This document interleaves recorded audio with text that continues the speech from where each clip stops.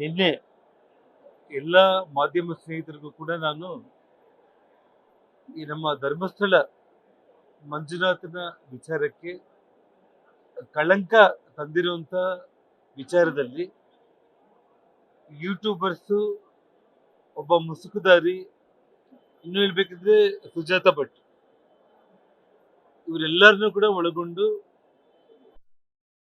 ಪ್ರಚಾರ ಮಾಡಿದ್ದಾರೆ. ಯೂಟ್ಯೂಬ್ಗಳ ಮೂಲಕ, ಸೋಷಿಯಲ್ ಮೀಡಿಯಾ ಮೂಲಕ ಆ ಸುಳ್ಳನ್ನ ಸತ್ಯ ಮಾಡಲಿಕ್ಕೆ ಹೊರಟಿರುವಂತ ಒಂದು ವ್ಯಕ್ತಿಗಳ ಬೆನ್ನ ಹಿಂದೆ ಒಬ್ಬ ಮಾಸ್ಟರ್ ಮೈಂಡ್ ಶಶಿಕಾಂತ್ ಸೆಂಥಿಲ್ ಅವರು ಇದ್ದಾರೆ ಅಂತೇಳಿ ನೇರವಾಗಿ ನಾನು ನಿನ್ನೆ ಮಾಧ್ಯಮಗಳಿಗೆ ಹೇಳಿದ್ದು ತಮಗೆಲ್ಲ ಗೊತ್ತಿರುವಂತ ಒಂದು ವಿಚಾರ. ಈ ವಿಚಾರದಲ್ಲಿ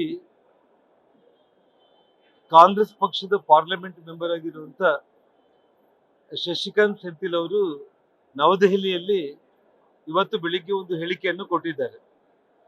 ಆ ಹೇಳಿಕೆ ವಿಚಾರ ಏನು ಅಂತಂದ್ರೆ, ಬಳ್ಳಾರಿಯಲ್ಲಿ ನಾನು ಅಸಿಸ್ಟೆಂಟ್ ಕಮಿಷನರ್ ಆಗಿ ಕೆಲಸ ಮಾಡೋ ಸಂದರ್ಭದಲ್ಲಿ ಜನಾರ್ದನ್ ರೆಡ್ಡಿ ಅವರಿಗೆ ಸಂಬಂಧಪಟ್ಟ ಕೆಲವೊಂದು ಪ್ರಕರಣಗಳಿಗೆ ರೆಕಾರ್ಡ್ಸ್ ಅನ್ನು ನಾನು ಕೊಟ್ಟಿದ್ದು, ಅದಕ್ಕೆ ಬೆಂಬಲವಾಗಿ ನಾನೇನೆಲ್ಲ ಕೆಲಸ ಮಾಡಿದ್ದೀನಿ, ಕೇವಲ ಆ ಒಂದು ವಿಚಾರದಲ್ಲಿ ಅದಕ್ಕೆ ವಿರೋಧವಾಗಿ ನನ್ನ ಹೆಸರು ಅನಾವಶ್ಯಕವಾಗಿ ತಗೊಂಡಿದ್ದಾರೆ, ಬೇಸ್ಲೆಸ್ ಅಲಿಗೇಷನ್ಸ್ ಎಲ್ಲ ಮಾಡಿದ್ದಾರೆ ಅಂತ ಹೇಳಿ ಅವರು ಹೇಳಿರುವಂಥದ್ದು.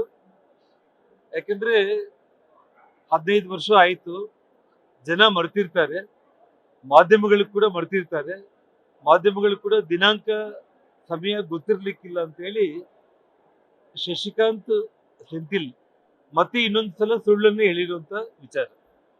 ಯಾಕೆಂತಂದ್ರೆ ನಾನಲ್ಲಿ ಸಚಿವನಾಗಿ ಕೆಲಸ ಮಾಡೋ ಸಂದರ್ಭದಲ್ಲಾಗ್ಲಿ ಮತ್ತು ನನ್ನ ಮೇಲೆ ಸಿಬಿಐ ಪ್ರಕರಣಗಳಾಗಿರುವಂತ ಸಂದರ್ಭದಲ್ಲಾಗ್ಲಿ ಈ ಶಶಿಕಾಂತ್ ಸೆಂಥಿಲ್ ಅನ್ನೋನು ಅಲ್ಲಿ ಎಸಿಯಾಗಿ ಕೆಲಸನೇ ಮಾಡಿಲ್ಲ.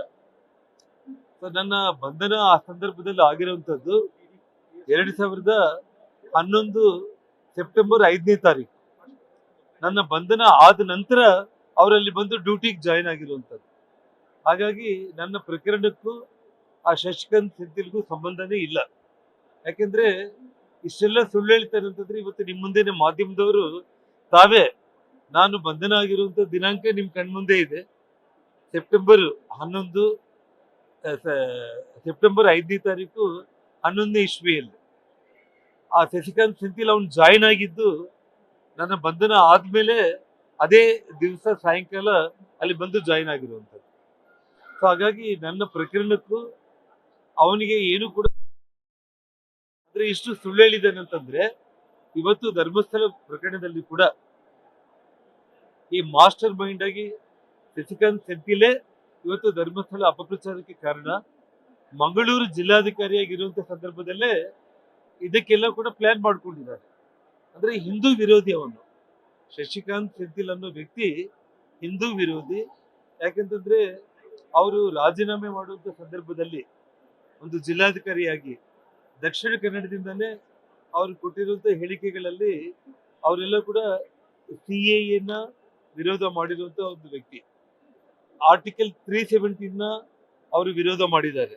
ಅದೇ ಒಂದು ರೀತಿಯಲ್ಲಿ ನಮ್ಮ NRC ಕೂಡ ವಿರೋಧ ಮಾಡಿದ್ದಾರೆ.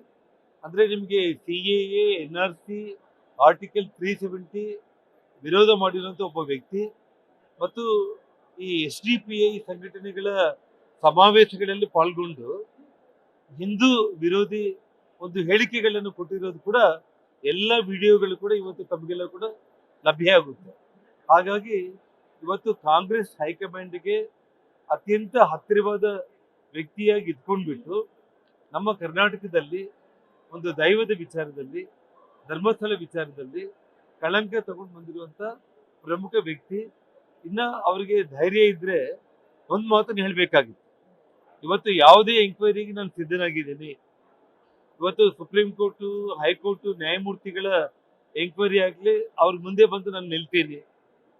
CBI, NIA ಎಂಕ್ವೈರಿ ಆದ್ರೂ ಕೂಡ ಅದ್ರ ಮುಂದೆ ಬಂದು ನಾನು ನಿಲ್ತೀನಿ. ಈ ಆರೋಪಗಳಿಗೆ ನಾನು ಸಂಬಂಧ ಇಲ್ಲ ಅಂತ ನಾನು ಹೇಳ್ತೀನಿ ಅಂತ ಹೇಳಿ ಧೈರ್ಯ ಇದ್ರೆ ಆ ಮಾತನ್ನು ಹೇಳ್ಬೇಕಾಗಿತ್ತು. 15 ವರ್ಷಗಳ ಹಿಂದೆ ನನಗೆ ಸಂಬಂಧಪಟ್ಟು ಏನೋ ದಾಖಲೆಗಳನ್ನ ಕೊಟ್ಟಿದ್ದೀನಿ, ಆ ಸೈಡಲ್ಲಿ ಮಾತಾಡಿದ್ದೇನೆ ಅನ್ನೋದು ಸುಳ್ಳು. ಯಾಕೆಂತಂದ್ರೆ ನನ್ನ ಕೇಸು ಬಂಧನ ಆದ್ಮೇಲೆ ಆತ ಬಳ್ಳಾರಿಗೆ ಬಂದಿರುವಂತದ್ದು. ಹಾಗಾಗಿ ಜನರೇನೋ ಮರ್ತಿದ್ದಾರೆ ಅಂತ ಹೇಳಿ ಮಾಧ್ಯಮಗಳನ್ನ ದಿಕ್ತಪ್ಪಿಸೋ ಕೆಲಸ ಏನು ಶಶಿಕಾಂತ್ ಸೆಂಥಿಲ್ ಮಾಡಿದ್ದಾರೆ. ಶಶಿಕಾಂತ್ ಸೆಂಥಿಲ್ನ 100ಕ್ಕೆ 100 ದೊಡ್ಡ ಮಟ್ಟದ ವಿಚಾರಣೆಗೆ ಒಳಪಡಿಸಿದ್ರೆ ಮಾತ್ರ ಈ ಒಂದು ಷಡ್ಯಂತ್ರ ಏನು ಸನ್ಮಾನ್ಯ ಡಿ ಕೆ ಶಿವಕುಮಾರ್ ಅವರು ಏನು ಷಡ್ಯಂತ್ರ ಅಂತ ಹೇಳಿದ್ದಾರೆ, ನಾವು ಇವತ್ತು ಭಾರತೀಯ ಜನತಾ ಪಕ್ಷದವರು ಷಡ್ಯಂತ್ರ ಅಂತ ನಾವು ಹೇಳ್ತಾ ಇದ್ದೀವಿ. ಖಂಡಿತವಾಗ್ಲೂ ಕೂಡ ಈ ಶಶಿಕಾಂತ್ ಸೆಂಥಿಲ್ ಈ ಒಂದು ಮಾಸ್ಟರ್ ಮೈಂಡ್ ಅನ್ನುವಂಥ ಸತ್ಯ ಹೊರಗಡೆ ಬರುತ್ತೆ. ಅದಕ್ಕೆ ಅವರು ಸಿದ್ಧರಾಗಬೇಕು. ನ್ಯೂಸ್ ಫಸ್ಟ್ ನಿರ್ಭೀತಿಯಿಂದ ನಿಮ್ಮ ಪರವಾಗಿ.